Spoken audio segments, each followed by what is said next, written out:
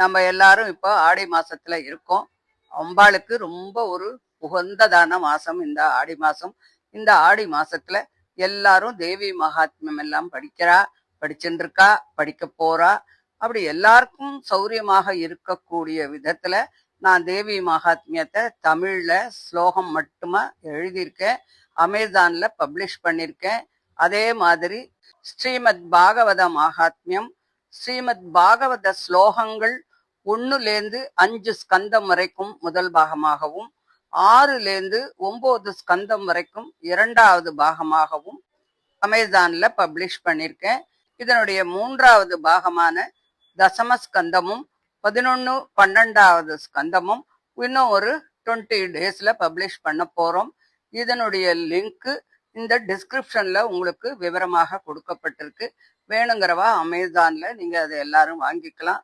இது தவிர தனிப்பட்ட முறையில ஏதானும் விவரங்கள் தேவையாக இருந்தா எல்லாரும் எனக்கு என்னுடைய மெயில் ஐடியில இன்ஃபார்ம் பண்ணுங்கோ. என்ன டீட்டெயில்ஸ் வேணாலும் ஐ வில் கிவ் யூ. எல்லாரும் இதை சௌகரியமாக படிச்சு பகவத் அனுகிரகத்தை அடையணும். போன ஆடியோல 10வது ஸ்கந்தத்துல 55வது அத்தியாயத்தை பார்த்தோம். இந்த ஆடியோல 56வது அத்தியாயத்தை பார்க்கலாம். இதுல சமந்தகமணியை பத்தி சொல்றார். என்ன சொல்றாருன்னு பார்ப்போம். சமந்தகமணியை பத்தி சொல்லக்கூடிய இந்த அத்தியாயம் ஒரு அரிய மணியின் வரலாற்றை மட்டும் சொல்றது இல்லை. பகவான் கிருஷ்ணனோட பரிசுத்த தன்மை, பக்தனினுடைய மனமாற்றம், இறைவனிடம் சரணாகதி, உண்மை எப்படி வெளிப்படுகிறது அப்படிங்கிறதையும் ரொம்ப அழகாக எடுத்து சொல்றது. சூரிய பகவானின் மிக பெரிய பக்தனாக இருந்தவன் சத்ராஜித். அவனுடைய பக்தியால மகிழ்ந்த சூரிய பகவான் உலகத்துல ரொம்பவும் அபூர்வமான சமந்தக மணிய அவனுக்கு கொடுத்தார். அந்த மணி ஒரு சாதாரண மணி இல்லை. அது இருக்கும் இடத்துல வளமும் செழிப்பும் பெருகும். தினமும் அது அதிக அளவுல தங்கத்தை உற்பத்தி செய்யும் சக்தி கொண்டது. அந்த மணியினுடைய மகிமையால சத்ராஜித் ரொம்ப பெருமை அடைஞ்சான். ஒரு நாள் சத்ராஜித் அந்த மணிய போட்டுண்டு துவாரகைக்கு வந்தான். அந்த மணியோட பிரகாசம் சூரியனை போல இருந்தது. அவனை பார்த்த மக்கள் சூரிய பகவானே வந்துட்டார் போல இருக்கு அப்படின்னு நினைச்சா. அவள்லாம் கிருஷ்ணன் கிட்ட போய், பிரபுவே, சூரியனை போன்ற பிரகாசத்தோடு ஒருத்தர் வரார் அப்படின்னு போய் சொன்னான். ஆனா எல்லா விஷயமும் பகவானுக்கு தெரியும். அது சூரியன் இல்ல, சத்ராஜித் போட்டுக்கக்கூடிய அந்த சமந்தக மணியினுடைய ஒளிதான் அப்படிங்கிறத நன்னா தெரிஞ்சுக்கிறார். அந்த மணியின் பெருமைய அறிஞ்சின்ற கிருஷ்ணன் அது அரசனான உக்ரசேனரிடம் இருந்தா நாட்டின் நன்மைக்கு பயன்படும் அப்படின்னு நினைச்சார். ஆனால் சத்ராஜித் அந்த மணிய தங்கிட்ட தான் வச்சுண்டான். அவனுடைய மனசுல அந்த மணியின் மீது அதிகமான பற்று ஏற்பட்டுடுத்து. ஒரு நாள் சத்ராஜித்தின் சகோதரனான பிரசேனன் அந்த மணியை தாம் போட்டுண்டு வேட்டைக்காக காட்டுக்கு போறான். ஆனால் போனவன் திரும்பி வரல. காட்டுல ஒரு சிங்கம் அவனை அடிச்சு கொன்னுடுத்து. அந்த சிங்கம் அவனுடைய உடலில் இருந்த சமந்தக மணியை எடுத்துண்டு வேகமா ஓடுறது. அந்த சிங்கத்தை ஜாம்பவான் கொன்னு அந்த மணிய தன்னோட குகைக்கு கொண்டு போயிடுறார். அங்க ஜாம்பவானின் குழந்தை ஒரு அரிய மணியை ஒரு விளையாட்டு பொருளாக வச்சுண்டு விளையாடிக்கிண்டு இருக்கு. இதற்கு இடையில பிரசேனன் திரும்பி வராததால மக்கள் பலவிதமாக பேச ஆரம்பிச்சுட்டார். சமந்தக மணியை பெறுவதற்காக ஸ்ரீகிருஷ்ணன் தான் பிரசேனனை கொன்னிருக்கணும் அப்படின்னு சில பேருக்கு சந்தேகம் வந்துடுத்து. பகவான் ஸ்ரீகிருஷ்ணருக்கு இந்த பழிச்சொல் ஏற்பட்டு விட்டது.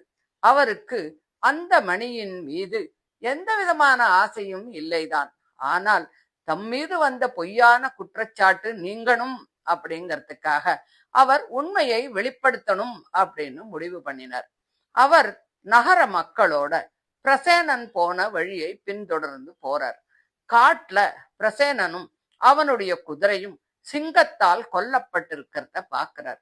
அந்த சிங்கமும் வேறு ஒரு வலிமையான உயிரினத்தால் கொல்லப்பட்டிருக்கு அப்படிங்கிறத அடையாளங்களை வச்சு புரிஞ்சுக்கிறார். அந்த அடையாளங்களை பின்தொடர்ந்து போறார். போகும்போது போகும்போது ஸ்ரீகிருஷ்ணன் ஜாம்பவானின் இருண்ட குகைக்குள்ள வந்துட்டார். வெளியே இருந்த மக்களை அங்கேயே நிறுத்திட்டு அவர் தான் மட்டும் உள்ளே போறார். குகைக்குள்ள போன போது சமந்தகமணி ஜாம்பவானின் குழந்தை கிட்ட இருக்கிறத பாக்கிறார். அதை மீட்டு கொள்ள அவர் நினைச்ச போது அங்கிருந்த தாதி அவரை பார்த்துட்டு சத்தம் போடுறார். அந்த சத்தத்தை கேட்டதும் ஜாம்பவான் கோபத்தோடு அங்கே வரான். ஜாம்பவான் சாதாரண மனுஷன் அல்ல. ராமாவதார காலத்துல ஸ்ரீராமருக்கு சேவை செய்த மிகப்பெரிய வீரன். ஆனா அந்த நேரத்துல அவன் கிருஷ்ணனை ஒரு சாதாரண மனுஷன் அப்படின்னு தான் நினைக்கிறான். அதனால 2 பேருக்கும் இடையிலே ஒரு பெரிய போர் தொடங்குறது. அந்த போர் ஒரு நாள் இல்ல, 2 நாள் இல்ல, 28 நாட்கள் இரவும் பகலும் நடக்கிறது. 2 பேரும் மிகுந்த வலிமையோடு போரிடுறா. கற்கள், மரங்கள், கரங்களின் தாக்குதல் அப்படின்னு அது ரொம்ப கடுமையான போராத்தான் இருந்தது. ஆனால் கிருஷ்ணனுக்கு எந்த விதமான டயர்ட்னஸும் இல்லை. ஆனால் ஜாம்பவானின் உடல் வலிமை கொஞ்சம் கொஞ்சமா குறைய ஆரம்பிச்சுடுத்து. அவனுடைய உடல் சோர்வடைஞ்சது. அப்போது அவன் நினைச்சு பார்க்க ஆரம்பிச்சான், இவ்வளவு நாட்கள் போரிடும் சோர்வு அடையாத இந்த மனிதன் யார்? மனிதனால் இவ்வளவு சக்தி பெற முடியுமா அப்படின்னு யோசிக்க ஆரம்பிச்சான். அப்போது அவனுடைய ஞான கண்கள் திறந்தது. அவன் எதிரில் நிற்பவர் சாதாரண மனுஷன் இல்ல அப்படிங்கிறத நன்னா புரிஞ்சுண்டார். அனைத்து உயிர்களின் உயிர் சக்தியாக இருப்பவரும் உலகின் ஆதாரமாக இருப்பவரும் ஆதி புருஷனான விஷ்ணுவும் நீங்கள்தான், படைப்பையும் படைப்பாளிகளையும் இயக்குவரும் நீங்கள்தான் அப்படின்னு பகவானை வணங்க ஆரம்பிச்சுட்டான். ஜாம்பவான் ஸ்ரீகிருஷ்ணனின் உண்மையான வடிவத்தை உணர்ந்த போது அவனுடைய பகைமை நீங்கி அது பக்தியாக மாறிவிடுத்து. அவன் சொல்றான், ராம அவதாரத்தில் உமது சிறிதளவு கோபத்தினாலேயே கடல் கலங்கி போனது. உமது அருளால் கடலின் மீது பாலம் அமைக்கப்பட்டது. உமது அம்புகளால் ராவணன் மற்றும் அவனுடைய ராட்சச படைகள் எல்லாம் அழிஞ்சு போச்சு. அந்த ராமனே இன்று கிருஷ்ணனாக என் முன்னால் நிற்கிறார் என்பதை நான் அறிந்து கொள்கிறேன் அப்படின்னு சொல்லி பகவானின் பெருமையை பாடுறான். ஸ்ரீகிருஷ்ணர் ஜாம்பவானின் பக்தியை பார்த்து ரொம்ப சந்தோஷப்படுறார். அவரை அன்போடு தொட்டு அனுகிரகம் பண்றார். பிறகு, ஜாம்பவானே, நான் இந்த குகைக்கு வந்தது செமந்தகமணியால் என் மீது ஏற்பட்டுள்ள பழிச்சொல்லை நீக்குவதற்காகத்தான் அப்படின்னு சொல்றார். இதை கேட்ட ஜாம்பவான் ரொம்ப சந்தோஷத்தை அடைகிறார். தன்னுடைய மகள் ஜாம்பவதியையும் செமந்தகமணியையும் பகவானுக்கு அர்ப்பணம் பண்றார். இப்படி ஸ்ரீகிருஷ்ணன் ஜாம்பவதியோடு துவாரகைக்கு கிளம்பிட்டார். ஆனா வெளியே காத்திருந்த மக்கள் ஸ்ரீகிருஷ்ணன் குகையிலிருந்து வெளியில தன்னாளா வராததுனால ரொம்பவும் கவலைப்பட்டா. 12 நாட்கள் காத்துண்டிருந்து பார்த்தா. வராதத்தால துயரத்தோடு துவாரகைக்கு திரும்பி போயிட்டா. தேவகிரி, ருக்மணி, வசுதேவர் மற்ற உறவினர்கள் அனைவரும் ஸ்ரீகிருஷ்ணனுடைய நிலைமைய நினைச்சு ரொம்ப வருத்தப்படுறா. துவாரகை மக்கள் சத்ராஜித்தை குற்றம் கூறுறா. அவன் கூறிய இந்த சந்தேகத்தாலதான் இப்படி ஒரு நிலைமை ஏற்பட்டது அப்படின்னு அவள்லாம் நினைச்சா. அதுக்கப்புறம் அவர்கள் துர்கா தேவியை வழிபட்டு கிருஷ்ணன் மறுபடியும் வரணும் அப்படின்னு பிரார்த்தனை பண்றா. அவர்களுடைய வேண்டுதல் நிறைவேறிடுத்து. ஸ்ரீகிருஷ்ணன் தனியாவல்ல, ஜாம்பவதியோட செமந்தகமணியையும் எடுத்துண்டு துவாரகைக்கு வந்தார். அவரை கண்ட மக்கள் ரொம்ப ஆனந்த மகிழ்ச்சி அடையறா. நீண்ட நாட்களாக பிரிந்த ஒருவர் மறுபடியும் கிடைச்சா மாதிரி அவ எல்லாரும் சந்தோஷப்பட்டா. துவாரகையெல்லாம் ஒரே திருவிழா கோலம்தான். ஸ்ரீகிருஷ்ணன் சத்ராஜித்தை அரச சபைக்கு அழைத்தார். அனைவரின் முன்னிலும் நடந்த உண்மைகளை எடுத்து சொல்றார். பிறகு செமந்தகமணியை சத்ராஜித்திடமே திருப்பி கொடுக்கிறார். சத்ராஜித்து ரொம்ப வெக்கப்படுறான். அவன் தப்பு பண்ணிட்டான் இல்லையா, தன்னுடைய தவற்றை நன்கு உணர்ந்து கொள்கிறான். நான் எத்தனை பெரிய தப்பு பண்ணிட்டேன், பகவான் மீது பொய்யான குற்றச்சாட்டை சுமத்திட்டேனே, இந்த மன குற்றத்தை நான் எப்படி நீக்கிப்பேன் அப்படின்னு சொல்லி ரொம்ப வருத்தப்படுறான்.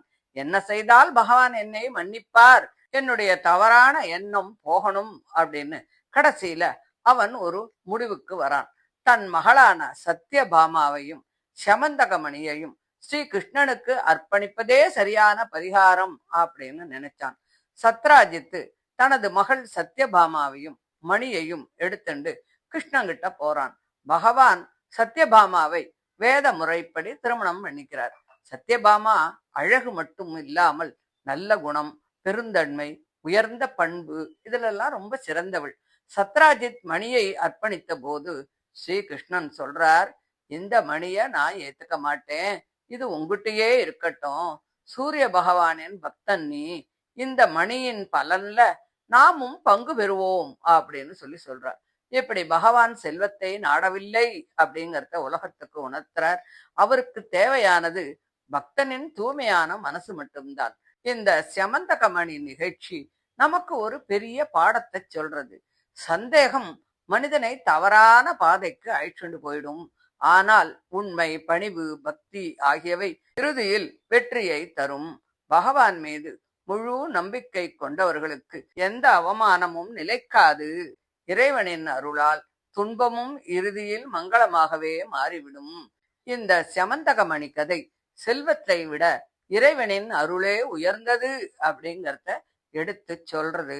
சந்தேகம் மனதை இருளாக்கிவிடும். பக்தி ஞானத்தின் ஒளியை தரும். தவறு பண்ணினாலும் உண்மையான மனமாற்றத்துடன் இறைவனை அணைந்தால் அருள் கட்டாயம் கிடைக்கும். பகவானுக்கு பொருள்கள் தேவையில்லை, தூய்மையான பக்தி மட்டுமே தேவை. இறைவனிடம் சரணடைந்தவர்களின் வாழ்க்கையில் துன்பமும் இறுதியில் நன்மையாகவே மாறிவிடும். ஸ்ரீ கிருஷ்ணனின் லீலைகள் அனைத்தும் உயிர்களை தர்மத்திற்கும் பக்திக்கும் அழைத்து போகிறது அப்படின்னு சொல்லி இந்த 56வது அத்தியாயத்தை முடிக்கிறார். தொடர்ந்து 57வது அத்தியாயத்தை அடுத்த ஆடியோல பார்க்கலாம். தேங்க்யூ.